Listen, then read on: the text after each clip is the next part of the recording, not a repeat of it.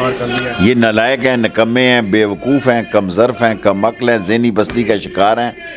ये जो मर्ज़ी कर लें, ना इनसे मुल्क समझ रहा है, ना हालात समझ रहा है, और इनको गलत फहमी है कि मोहसिन नकवी इनका आदमी है। मोहसिन नकवी किसी और का आदमी है, टिब्बी है वो आसफ जरदारी का फ्रंट मैन है। जो हमारे साथ हुआ अब नून लीग के साथ उससे भी बुरा होगा। हालात बताएंगे कि ये मारे जाएंगे, इनको वोटों की बजाय कुछ और पड़ेगा। आगे नहीं गणेश।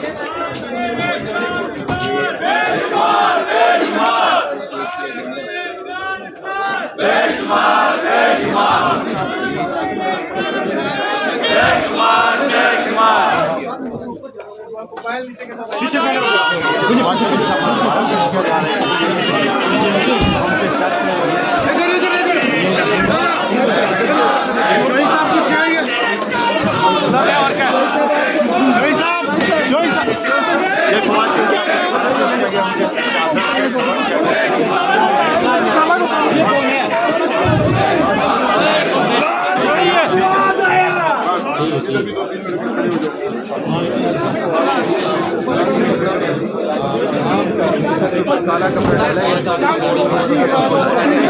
और इस वक्त हेफेड कचहरी में उनको पेश किया जा रहा है। उनका जो डिमांड था वो